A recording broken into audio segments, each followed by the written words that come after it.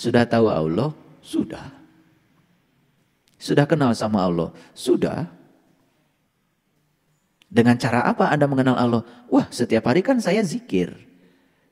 Gimana zikirnya? Kan baca subhanallah, baca alhamdulillah, baca Allahu Akbar. Itu yang model kayak gitu disebut zikir. Padahal aslinya kan menyebut. Menyebut itu kan urusan mulut. Kalau zikir itu kan urusan batin. Sekarang kita ingat sama orang tua kita, kan tidak ada suaranya. Nah zikir itu kayak gitu, hening, bening, gak ada suaranya. Ini ribut di mulut disebut zikir, aslinya kan menyebut. Tuh. Ini ayat mengatakan walakinna aksaron nasi la yu'minun. Kebanyakan manusia itu sebetulnya tidak iman. Logikanya yang akan mengantarkan kita ke jalan Allah yang sebenarnya itu cuman sebagian kecil. Nah, yang kebanyakan ini apa yang mereka kerjakan? In yattabi'una illa dzan. Mereka tidak lain hanyalah mengikuti persangkaan belaka. Dan mereka tidak lain hanyalah berdusta. Clear ya? Cerita tentang Allah, persangkaan saja. Pakai ilmu kirata namanya. Dikira-kira dan tidak nyata. Cerita tentang surga, persangkaan saja. Jadi ilmu yang mereka sebarkan selama ini namanya ilmu cek jeung cenah. Makanya buahnya lebet kumeureun. Karena tangkalna oge kan tangkal susuganan. Tapi yang model kayak gini pengikutnya banyak. Agama itu tidak nyata, fix. Dan yang mengajarkan agama yang tidak nyata justru pengikutnya banyak, aksar. Kalau saya bilang umatnya Nabi Musa dulu tidak mau disuruh beriman kepada Allahnya Musa sebelum mereka melihat Allahnya Musa dengan jelas. Itu diabadikan loh di Quran. Dan ingatlah ketika kamu berkata, wahai Musa, aku tak akan beriman kepada Allahmu Musa sebelum aku melihat Allah dengan jelas. Itu permintaan masuk akal? Karena mereka ingin iman itu sampai pada tingkatan nyata. Pada tingkatan isbatul yakin. Karena iman itu ada 4 tahapan. Ada ilmu yakin, ada ainul yakin, ada hakul yakin. Yang terakhir adalah isbatul yakin. Iman yang isbatul yakin itu percaya kepada Allah. Karena dia sudah mengalami Allah. Sudah merasakan kehadiran Allah. Bukan katanya. Paham sampai di sini? Ini pelan-pelan ya ngajinya. Cerita Allah, persangkaan. Cerita surga, persangkaan. Cerita neraka, persangkaan. Cerita akhirat, persangkaan. Cerita malaikat, persangkaan. Semuanya adalah persangkaan. Kebohongan yang diulang terus-menerus, lama-kelamaan juga dianggap kebenaran. Itu hukum alam. Jangan-jangan yang disebut kebenaran oleh kita sebetulnya kebohongan yang diulang-ulang. Saking rajinnya mengulang-ulang kebohongan, lama-kelamaan dianggap kebenaran. Clear sampai di sini? Oke, sekarang saya kasih dasar berikutnya lagi. Pelan-pelan ya ngajinya. Jadi kebanyakan manusia mengikuti sesuatu hanya dengan persepsi, zon. Oke, kita lihat sekarang. Saya tunjukkan fakta yang kedua. Saya akan tunjukkan dulu ayat-ayatnya, ini dasarnya. Yunus, kita tunjukkan ayat yang ke-36. Kita lihat lagi ayat ini. Bisa kelihatan dari belakang? Wa may yatabi'u aksarohum illa dzan. Dan kebanyakan mereka tidak mengikuti sesuatu kecuali dengan zon. Muncul lagi. Dengan persangkaan. Susuganan, cek jeung cenah, beja. Kan kebanyakan begitu, beja dibejakeun deui. Lucu ya, kadang-kadang ceramah agama, ya, yang ceramahnya itu belum mengalami yang dia ceramahkan. Dia cuman menyampaikan beja dibejakeun deui, cenah dicenahkeun deui. Tapi lucu lagi, kok banyak yang percaya. Wa may yattabi'u aksarohum illa dzanna, dan kebanyakan mereka ini aksaro muncul lagi di sini. Aksaro, kebanyakan, berarti lebih dari 90%. Mereka mengikuti sesuatu hanya dengan persangkaan saja. Dan ayat ini menegaskan, inna dzon, sesungguhnya persepsi, persangkaan, la yugni minal haqqi syai'an, tidak bisa dijadikan sebagai tolak ukur kebenaran. Innallaha alimun bima yaf'alun, sesungguhnya Allah Maha mengetahui apa yang mereka kerjakan. Yang lucu ini, dari kasiro, orang-orang yang mengikuti sesuatu dengan persangkaan ini, mengatakan dirinya itu seakan-akan orang yang tahu. Padahal sesungguhnya mereka itu tidak tahu. Cuma mereka tidak tahu bahwa mereka tidak tahu. Sok tahu, diberitahu tidak mau tahu. Kemana-mana menempatkan diri seperti orang yang tahu. Padahal dia itu tidak tahu. Cuma dia tidak tahu bahwa dia tidak tahu. Dibungkuslah ketidaktahuannya dengan berbagai macam kain kehormatan. Gelar akademik, gelar kehormatan, gelar spiritual. Mohon maaf, pakai kiai ke, pakai haji ke, pakai macam-macam gelar. Makanya lihat, ada orang yang tidak percaya datang pada suatu tempat kalau dia tidak menggunakan gelarnya.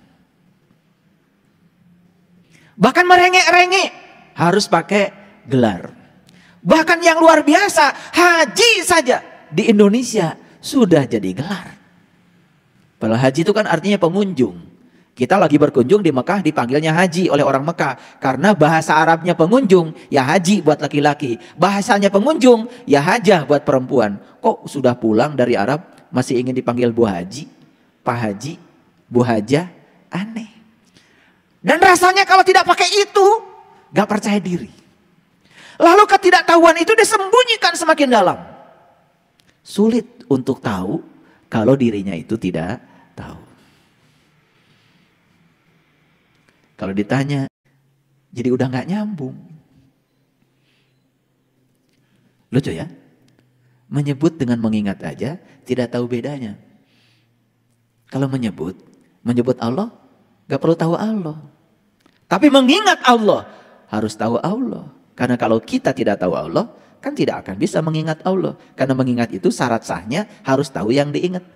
Kan gak mungkin kita tahu duren, mengingat duren sekarang kalau belum pernah lihat. Betul apa tidak? Jadi aneh. Klaimnya mengingat, faktanya menyebut. Nih, udah saya jelaskan dikit-dikit aja supaya ngajinya bisa jujur. Nah yang model kayak gitu, sedikit atau kebanyakan? Sedikit apa kebanyakan? Kebanyakan. Jadi ayat ini luar biasa kalau bagi saya. Teguran bagi saya. Wa may yattabi'u aksarohum illa dzan, inna dzan la yughni minal haqqi syai'a. Kebanyakan manusia mengikuti sesuatu hanya dengan persangkaan saja. Jadi beruntung sekali kalian-kalian ini mau memperjalankan diri menjadi orang asing. Beruntung sekali kalian ini mau memperjalankan diri dari kerumunan. Karena kerumunan itu kan domba. Menyendiri itu kan pekerjaannya singa. Singa itu gagah. Singa sendiri aja. Ada buruan dia lari nggak terkejar, santai aja. Gelutak-gelutik lah singa. Makanya kenapa? Kenapa ya? Eyang Prabu Siliwangi mengambil simbolisasi untuk spiritualnya itu adalah harimau Siliwangi. Keren banget. Karena harimau itu coba lihat. Kebanyakan harimau jarang berkerumun, sendiri aja gagah. Begitu ada buruan, lari kenceng. Gak dapat yang diburu, yaudah senyum-senyum aja, ketawa-ketawa sambil gogoleran. Betul gak? Santai aja, gak kayak kalian.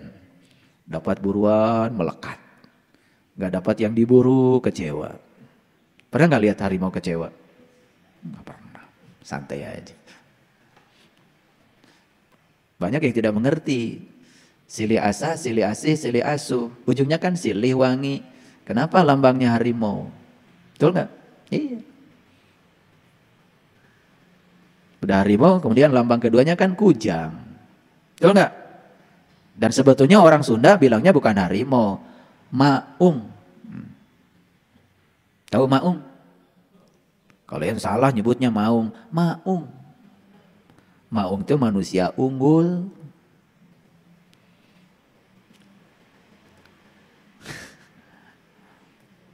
Nah, supaya jadi manusia unggul harus kujang. Tahu kujang? Kukuh karena janji. Kalau kukuh karena janji, ya maung. Jadi manusia unggul. Siapa manusia unggul? Nulung kanu butuh, nalang kanu susah, ngahudangkan kanu sare. Nyaangan kanu poeken, nepak kanu poho, nganter kanu keeng. Itulah manusia unggul.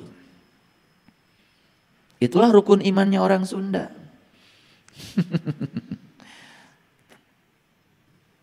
Gak ngerti. Jadi imannya orang Sunda itu sudah aplikasi. Bukan ritual. Nulung kanu butuh. Tuh, aplikasi. Nalang kanu susah. Aplikasi, praktek. Nyaangan kanu poeken, berarti manehna geus caang. Ngahudangkan kanu sare, berarti manehna geus hudang. Nepak kanu poho, berarti manehna geus eling. Nganter kanu keeng, berarti manehna geus gede kawani. Gitu. Takut menghadapi kehidupan sekaligus takut menghadapi kematian. Pura-pura berani aja. Ini baru dasar nih, saya belum masuk ke topiknya. Kita lihat dulu dasar yang lain. Ini baru dasar-dasarnya dulu. Saya biasa seperti ini supaya struktur pembelajarannya benar. Lihat ayat ini. Gak usah dibaca semua, kepanjangan. Tapi lihat bagian yang terakhir. Dari sini aja nih mulai. Walakinna aksaron nasi la yu'minun. Apa katanya? Lihat bagian terakhir saja. Bagian terakhir saja. Walakinna aksaron. Jadi aksaro di sini kebanyakan. Walakinna aksaron nasi la yu'minun. Kebanyakan manusia itu tidak beriman.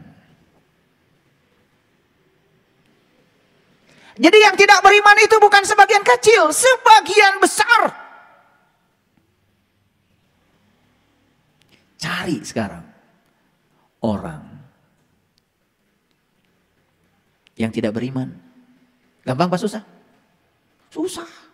Karena semua ngaku beriman. Dia itu tidak tahu kalau dia itu tidak beriman. Cuma dia tidak tahu juga kalau dia belum iman. Karena menganggap dirinya sudah iman. Dikiranya iman itu percaya. Tanya orang, percaya sama Allah? Percaya. Sudah tahu Allah? Belum. Bagaimana bisa percaya kalau belum tahu? Makanya Nabi Muhammad tidak mengatakan iman itu percaya. Al-iman tasdikun bil qalbi. Iman itu adalah pembenaran oleh kolbu. Wa ikrarun bil lisan. Baru lisannya benar. Wal amalun bil arkan. Baru tindak tanduknya itu benar. Makanya jangan heran orang mengaku beriman, cuman kulitnya saja, bajunya saja, penampilan luarnya saja. Tapi akhlak tidak mencerminkan orang yang beriman. Boro-boro nulung kanu butuh, nalang kanu susah. Hidup hanya berorientasi pada penguatan diri. Kalau punya rezeki banyak hanya untuk diri sendiri. Boro-boro hayang ngabagi karuker batur. Tidak ada kepedulian. Batur rek dahar, batur rek lapar, teu paduli. Nu penting mah beteng urang seubeuh. Kan gitu. Tapi ngakunya beriman. Saya masih ingat dulu. Waktu saya bikin masjid ini. Rapatnya banyak. Anggota rapatnya banyak. Begitu sudah beli semen, hilang semua. Begitu saya bikin pondasi, gak ada lagi batang hidungnya. Peresmian datang lagi. Pengen jadi pengatur acara. Maaf ya. Saya sudah tahu. Dan yang ngaku beriman itu giliran berhadapan dengan situasi nyata hilang. Beda dengan yang iman betulan. Saya tidak sedang berbicara itu. Ini baru dasar. Lanjut lagi. Saya tunjukkan lagi ayat selanjutnya. Ini kalau saya klik semua tentu saja tidak cukup waktu.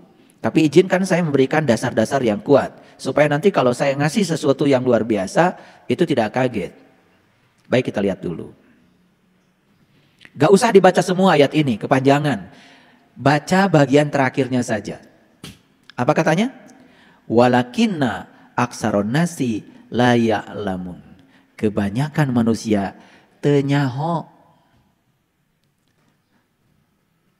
Jadi nanti kalau diklik itu kata kebanyakan, keluarlah puluhan ayat yang isinya kebanyakan manusia fasik, kebanyakan manusia ingkar, kebanyakan manusia tidak beriman, kebanyakan manusia tidak bersyukur. Sangat mengagetkan. Dan ayat ini mengatakan, walakinna aksaron nasi la ya'lamun, kebanyakan manusia tidak tahu. Tetapi banyaknya manusia pura-pura tahu. Kalau sudah ngomong perkara agama, kayaknya dia sendiri deh yang paling keren. Dan semua yang beda dengan dia salah, kafir, sesat. Itu lucu, kadang-kadang jadi polisi agama. Habis sholat, membicarakan yang tidak sholat. Bukan mempertanyakan sholat dia. Saya habis sholat harusnya tanya, sholat saya mengantarkan saya kemana? Apakah saya menjadi tambah sabar, tambah bijaksana? Bukan itu yang ditanya. Terus saja matanya keluar. Melihat orang lain yang tidak sholat. Jadi aneh, agama itu jadi keluar saja mata kita. Bukan ke dalam. Habis haji, bukan ngurusi yang belum haji. Tanya haji Anda. Apa tujuan haji? Jelas di Quran dikatakan. Fa'iza afadzu min arafah fazkurullah. Tujuan haji itu adalah mengingat kepada Allah. Jadi tujuan haji adalah jumpa dengan Allah. Supaya bisa ingat kepada Allah. Tanya. Apakah haji saya membuat saya jumpa dengan jati diri saya sendiri? Apakah setelah haji jadi ingat kepada Allah? Sibuk aja dengan oleh-oleh. Sibuk foto-foto ria. Dan saya perhatikan dulu, sebelum ada Android ini, orang kalau lagi tawaf, tawaf aja. Dan sekarang kalau lagi tawaf apa? Terus satu orang di depan, video. Langsung dikirim ke kampung, lagi tawaf. Kalau ditanya tawaf itu apa, kenapa 7 putaran, bingung. Boro-boro yang jamaahnya. Saya berkali-kali bertanya, pembimbingnya aja ditanya sama saya, kenapa tawaf 7 putaran? Gak ada yang bisa jawab. Kenapa tawaf mulainya dari Hajar Aswad? Kenapa lewat Mutajam? Kenapa lewat pintu Ka'bah? Kenapa lewat Makom Ibrahim? Kenapa lewat Hijir Ismail? Kenapa lewat Rukun Yaman? Kenapa harus istiqlam di Rukun Yaman? Nggak ada yang bisa jawab. Apalagi kalau ditanya, kenapa kalau tawaf laki-laki pakai ihram, perempuan tidak pakai ihram? Nggak ada yang bisa jawab. Hilang esensinya. Yang penting ada fotonya. Yang penting ada videonya. Begitu masuk ke Ka'bah di Masjidil Haram, pertama yang diingat adalah mengambil foto. Saya sedang di sana. Kirim ke seluruh santero jagat raya. Jika perlu pasang di IG, pasang di Facebook. Kata orang, luar biasa. Ibu ini lagi haji ya, lagi umroh. Bukan mikirin haji saya akan membangun kesadaran apa pada diri saya. Maaf ya. Ini saya ngomong. Kenceng dikit lah. Biar keluar nih. Unek-unek saya. Satu ayat lagi. Ini kalau ini baru dasar nih, belum saya masuk ke topik, belum. Baru saya bicara tentang kebanyakan. Oke, kita lihat ayat yang ke-8. Gak usah baca ayat ini kepanjangan, baca bagian terakhirnya saja. Silakan dibaca. Walakinna aksaron nasi la yashkurun. Kebanyakan manusia tidak bersyukur. Nah, nanti akan ketemu lagi tuh. Kebanyakan manusia tidak beriman, kebanyakan manusia tidak tahu, kebanyakan manusia tidak bersyukur. Pertanyaan selanjutnya, kita ini masuk yang mana? Kebanyakan atau kelompok yang sedikit? Gak usah dijawab. Tanya aja pada diri kita, termasuk kebanyakan atau termasuk yang sedikit? Gimana ngukurnya? Gampang. Coba, kebanyakan orang kalau dimarahi, marah kan? Kalian begitu nggak? Berarti kebanyakan. Tapi kalau dimarahi kemudian diam aja, sabar aja. Langsung lihat, ya Allah terima kasih. Engkau telah hadirkan seorang guru kepada saya. Guru kesabaran bagi saya. Saya tidak akan mau terlibat dalam kemarahan. Berikan kekuatan ya Allah supaya tetap sabar. Karena lewat dia saya diajarkan kesabaran. Lewat orang yang tidak sabar. Gitu nggak? Nah kalau sudah gitu, kalian masuk kelompok yang sedikit. Ini harus dibuktikan dong, jangan cuma ngomong aja. Coba kebanyakan orang, kalau punya duit gimana? Buat diri sendiri atau buat orang banyak? Buat diri sendiri, kebanyakan. Kita gitu apa tidak? Kalau masih gitu, kebanyakan. Karena orang yang sudah sadar, justru ketika memberi, dia akan semakin banyak. Orang yang sadar. Kebanyakan orang kalau memberi, merasa ada yang kurang dalam dirinya. Betul nggak? Coba, kalian kalau memberi, merasa ada yang hilang dari diri kita? Atau malah merasa lebih bahagia melihat kebahagiaan orang? Nah kalau begitu, termasuk kelompok yang sedikit. Udah mulai keren itu. Saya tanya lagi, kebanyakan orang kalau sholat mikirin apa? Jalan-jalan kan kemana-mana, gitu nggak? Kebanyakan. Kalau kalian sholatnya ingat kepada Allah, karena sudah tahu dan kenal kepada Allah, masuk golongan yang sedikit. Karena di Quran dikatakan, ciri orang yang beriman itu sholatnya khusyuk. Yang nggak khusyuk sholatnya berarti nggak iman. Cocok dengan ayat ini. Yang nggak iman itu kebanyakan. Clear sampai sini? Clear? Oke. Nanti nggak tanya, kita masuk kelompok kebanyakan atau masuk kelompok yang sedikit. Nah, pertanyaan selanjutnya, kalau hari ini kita masih masuk kelompok kebanyakan orang, kalau kita ingin masuk ke kelompok yang sedikit, apa yang harus dilakukan? Itu ngajinya. Gampang kan? Apa yang harus dilakukan? Hijrah. Belajar mengasingkan diri dari kebanyakan orang.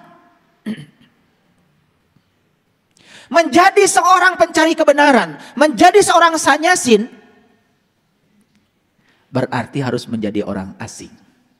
Harus meninggalkan kebanyakan orang. Siap nggak menjadi orang asing? Karena begitu menjadi orang asing, akan dianggap aneh oleh si kebanyakan tadi. Dianggap sesat kek. Sama, saya juga tidak gampang. Begitu berbeda sedikit, kan kebanyakan ini, si kebanyakan ini, kan tidak bisa menerima perbedaan. Begitu beda dengan dirinya, dianggap salah. Oleh siapa? Oleh si kebanyakan. Dan kita kadang-kadang langsung mengkerut ketika dibilang salah oleh si kebanyakan. Padahal Al-Quran mengatakan yang salah bisa jadi yang kebanyakan. Gak apa-apa dibilang sesat sama orang sesat. Makanya saya anjurkan, silahkan kalian tersesat. Tapi dengan cara yang benar. Karena hanya orang yang berani tersesat yang tidak akan pernah tersesat. Orang yang takut tersesat selamanya akan tersesat. Gampang kok. Mau cari rumah saya, berani aja keluar dari rumah. Ntar juga kalau tersesat kan nanya. Kalau nanya orang gak bisa, tanya Google. Gampang kok. Betul, sudah ada Google Map. Dan orang yang takut tersesat, diam aja di kamar. Gak punya pengalaman apa-apa. Tidak ada hal baru. Dia hanya mengulang-ulang sesuatu yang lama. Mengulang cara berpikir yang lama, mengulang ajaran lama yang jelas-jelas itu tidak menghasilkan kesadaran baru. Makanya banyak orang yang mengulang-ulang. Sholat terus diulang-ulang, terjebak oleh rutinitas, tidak menghasilkan kepuasan dan kesadaran. Akibatnya apa? Cuman menggugurkan kewajiban. Tetapi itulah kebanyakan orang. Ketika saya mengajarkan sholat khusyuk, banyak yang tidak percaya. Masa iya katanya kita bisa sholat khusyuk? Banyak yang tidak percaya.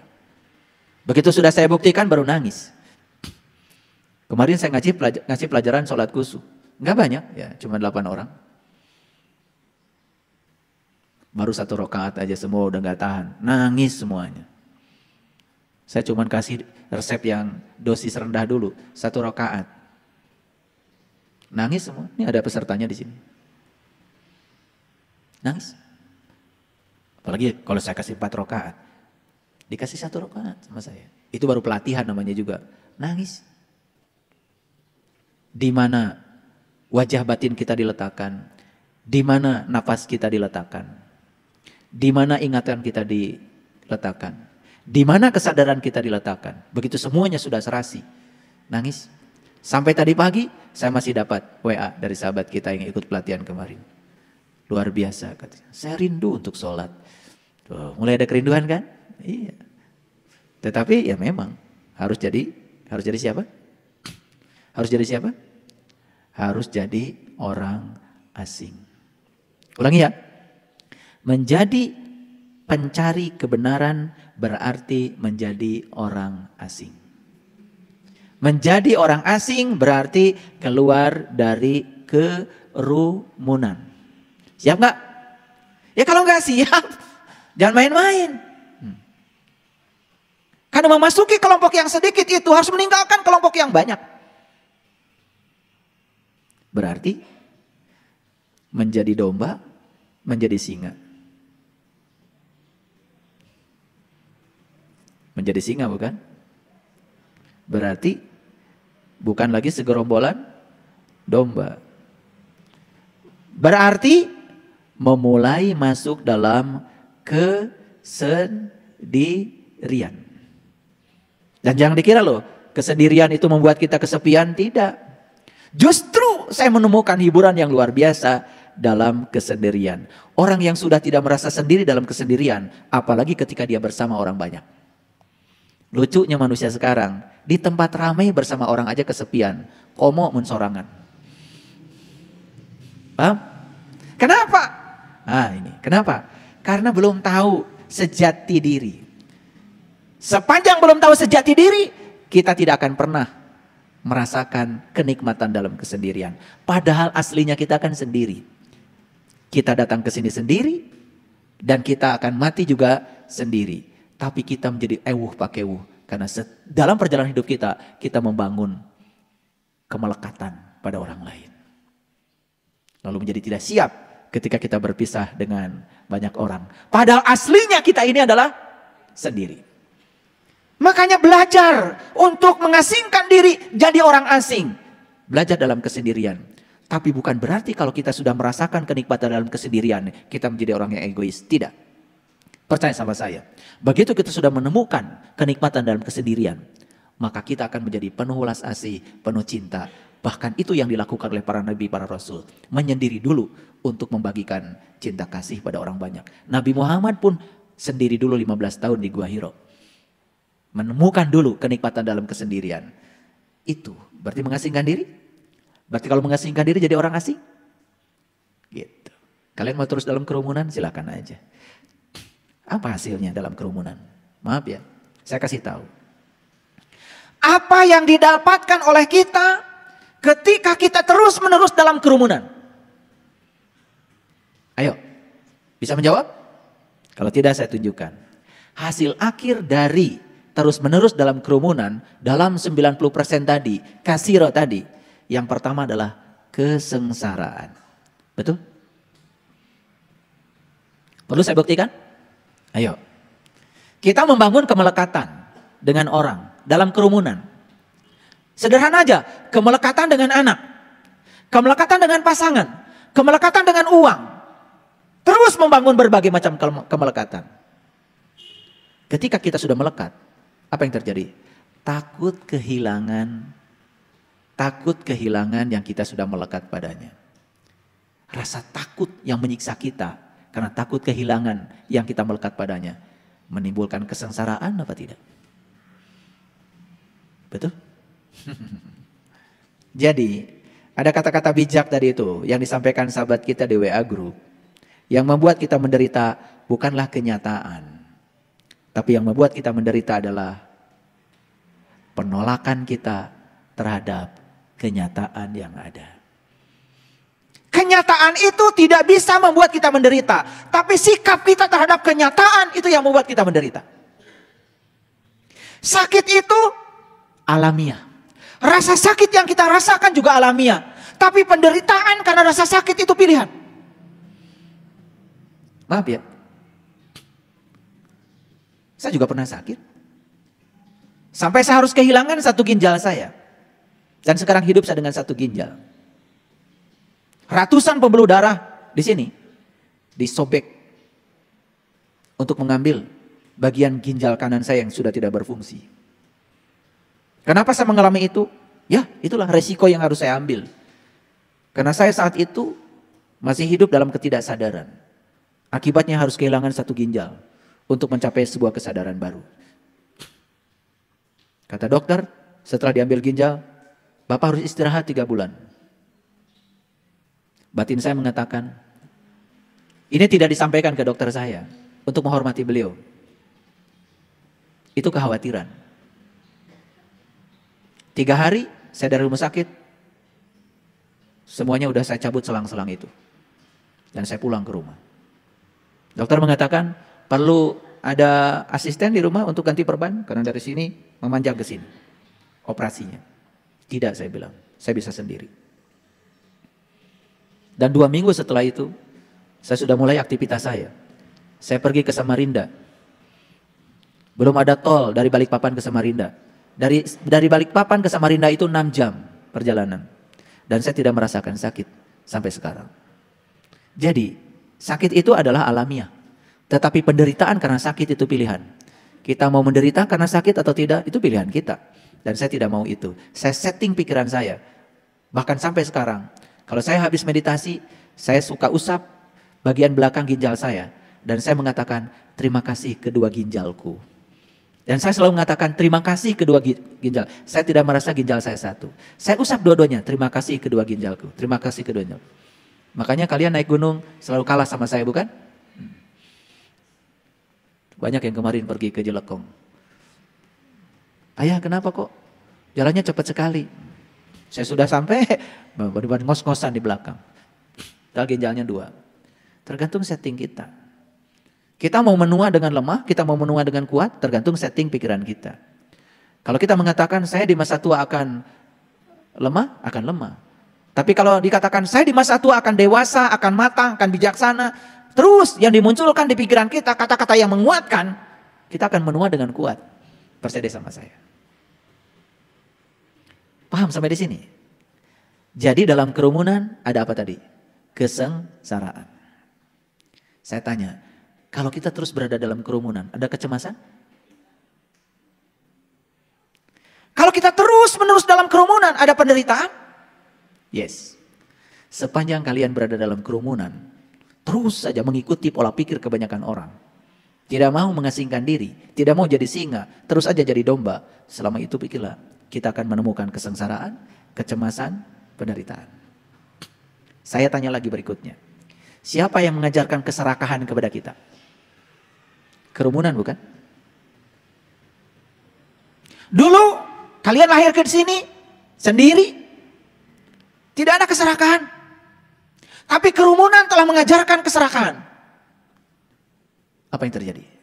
Duitnya harus paling banyak. Rumahnya harus paling banyak. Mobilnya harus paling banyak. Tanahnya harus paling banyak. Siapa yang mengajarkan itu? Bukankah kerumunan? Siapa yang mengajarkan kekerasan? Siapa yang mengajarkan kekerasan? Kerumunan bukan? Dulu kalian datang ke sini penuh cinta kasih. Tapi ayahnya, ibunya, pertama kali yang mengajarkan kekerasan. Kata-kata yang keras. Ketika anak tidak setuju, orang tua berteriak pada anak. Kata-kata kotor muncul dari ayah ibunya. Masuk ke mana? Siapa yang mengajarkan kekerasan? Lihat sekarang di televisi. Ayah bisa dibunuh oleh anaknya. Seorang nenek bisa membantai cucu-cucunya sendiri. Ada tuh. Baru terjadi di Bandung Barat. Siapa yang mengajarkan kekerasan? Bukankah kerumunan juga? Siapa yang mengajarkan ambisi? Siapa mengajarkan kebencian? Siapa yang mengajarkan keinginan yang terus-menerus tentang masa depan? Siapa yang mengajarkan kita menjauh dari masa kini? Siapa?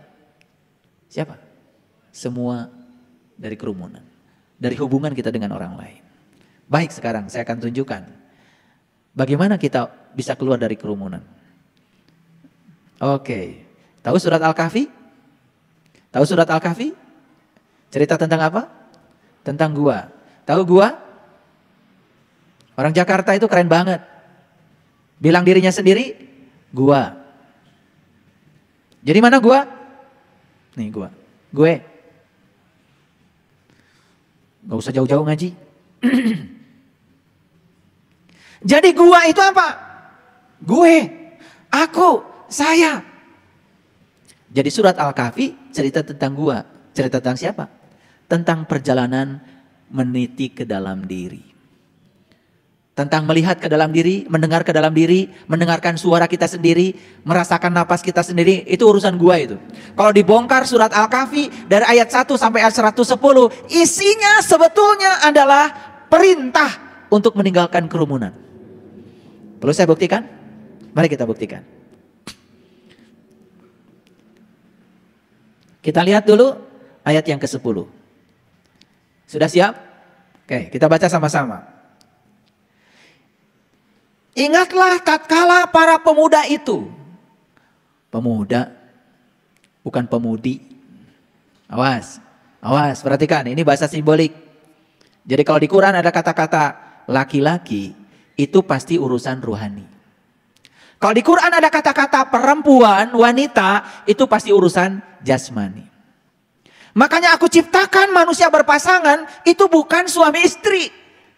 Azwaja, pasangan, itu adalah ruhani dan jasmani. Jadi semua kita tuh sudah sempurna sejak dari lahir. Kalau nikah, bersuami, beristri, itu pilihan. Boleh nikah, boleh enggak masalah. Rabi'ah Al-Adawiyah, seorang wanita suci di zamannya, memilih untuk tidak menikah. Karena tidak ada laki-laki yang bisa menjawab pertanyaan dia. Termasuk seorang sufi besar, sekelas Hasan Al-Basri di zamannya. Saat melamar Rabi'ah Al-Adawiyah, dikasih pertanyaan sama Rabi'ah. Apa pertanyaannya? Wahai Hasan Al-Basri, kalau kamu mau jadi suami saya, tolong jawab pertanyaan saya. Kalau kamu bisa menjawab, saya akan terima lamarannya. Rabi'ah Al-Adawiyah tidak terima mas kawinnya itu emas. Tidak terima mas kawinnya uang. Beda sama kalian. Minta mas kawinnya adalah jawaban atas pertanyaannya. Itu mas kawinnya. Luar biasa itu. Belum pernah saya mendengar lagi. Ada wanita di masa kini minta mas kawinnya jawaban atas pertanyaan. Apa pertanyaannya? Pertanyaan Rabi'ah. Wahai Hasan Al-Basri, kalau saya nanti mati, saya masuk surga atau masuk neraka? Diam, Hasan Al-Basri tidak bisa menjawabnya. Kata Rabi'ah, satu pertanyaan itu saja kamu sudah tidak bisa menjawab. Aku tidak menyampaikan pertanyaan yang lain. Ada pertanyaan Rabi'ah yang kedua. Saat nanti sakaratul maut, apakah saya selamat atau celaka? Hasan Al-Basri tidak bisa menjawab. Bagaimana kamu bisa membimbing saya istrimu? Kalau kamu tidak bisa menjawab ini, berarti kamu belum tahu. Belum bisa menjawab pertanyaan tentang dirimu sendiri. Akhirnya tidak jadi. Rabi'ah memutuskan tidak menikah. Wanita soleh di zamannya, Rabi'ah, wanita sufi yang sangat luar biasa. Saya sudah pergi ke Yordan, saya sudah pergi ke sana, ke Palestina, ya, di apa itu, di kebun zaitun itu, ada rumahnya Rabi'ah Al-Adawiyah. Itu terkenal, rumahnya itu cuman 1 kali 2 meter saja. Kenapa? Rabi'ah kan terkenal dengan kata-kata bijaksana. Jika aku ibadah kepadamu karena mengharap surgamu, jauhkan surga dari diriku. Jika aku ibadah kepadamu karena aku takut nerakamu, masukkan aku dalam neraka itu sendirian. Bengkakkan tubuhku, biar tubuhku saja yang jadi penghuni neraka itu. Tapi satu permintaanku Tuhan, janganlah Engkau halangi agar aku bisa selalu melihat kemuliaan wajah. Hanya satu permintaan beliau. Jangan pernah kau halangi agar aku bisa melihat selalu kemuliaan wajah. Makanya rumahnya cuma 1 kali 2 meter. Ngerti maksud saya? Ngerti maksud saya? Ya. Kita hanya perlu rumah 1 kali 2 meter. Dan mati nanti cuma 1 kali 2 meter. Tipe 21. Di Sukabumi, di Balikpapan, RSSSS. Rumah sangat sederhana, selonjor saja susah.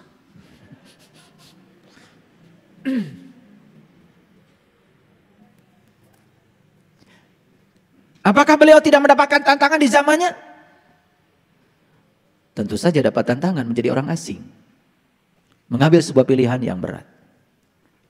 Tetapi kalau tinggal dalam kerumunan terus menerus, akan punya pola pikir kerumunan. Oke, lihat saya semuanya. Jadi kenapa pemuda? Pemuda itu lambang dari rohani. Yang harus diperjalankan oleh Bapak Ibu bukan jasmani. Rohanimu itu, jiwamu itu, perjalankan. Laki-lakimu itu perjalankan. Makanya menjadi sangat masuk akal.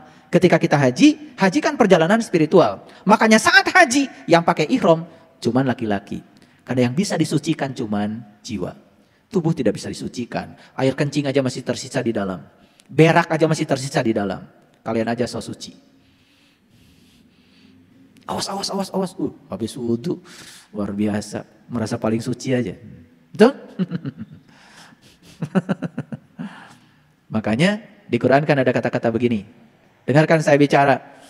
Biar semuanya mengerti. Inna awala baitin wudi'a linnas.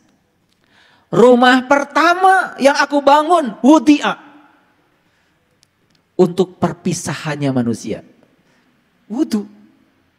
Tapi di Quran kebanyakan diterjemahkan rumah yang pertama dibangun oleh Allah untuk berkumpulnya manusia. Gak ada di situ berkumpul.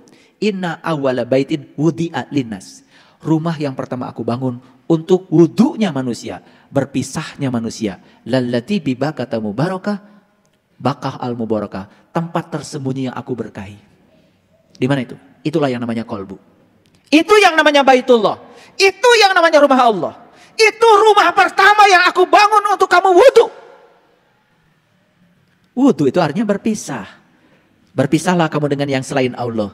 Maka saat itu kamu akan menyatu dengan Allah. Siapa yang berhasil wudu, maka dia akan berhasil sholat. Sholat artinya manunggal, menyatu dengan sang jati diri. Itu baru benar. Bagaimana dengan wudu yang syariat pakai air? Silahkan, itu juga bagus. Syariat juga dijalankan. Kalau tidak dicuci wajahnya juga kotor. Upilnya juga tidak bersih. Betul nggak? Tapi kalau sudah bersuci pakai air, wajah kita sudah dicuci, jangan menganggap kita sudah mencapai kesucian. Sepanjang kita masih punya kemelekatan dengan selain itu, dengan selain Allah, belum suci. Siapa yang masih melekat pada yang selain Allah, tidak akan bisa manunggal, menyatu dengan Allah. Sekarang kita lihat ayat ini pelan-pelan. Ayo baca sama-sama. Ingatlah tatkala para pemuda itu mencari tempat berlindung ke dalam gua. Siapa yang mencari tempat berlindung ke dalam gua? Pemuda. Mana guanya? Gue. Jadi berlindung ke mana? Keluar apa ke dalam? Ke dalam. Bukan cari gua. Pergi ke gua Pakar, pergi ke gua Lalai. Pergi ke gua Pawon. Hati-hati di gua Pawon. Kalong. Begitu masuk ke gua Pawon, wow, bau. Karena apa? Kalongnya banyak, di situ mereka berak. Gak sehat.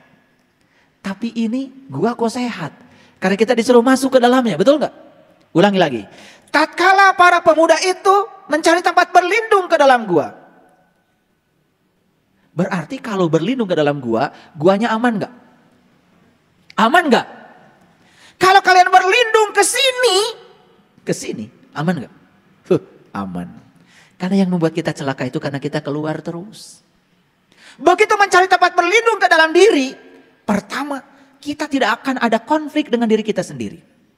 Begitu sudah tidak ada konflik dengan diri sendiri, kemungkinan konflik dengan orang di luar diri kita sangat kecil. Orang yang sudah menemukan welas asih di dalam, pasti asihan keluar.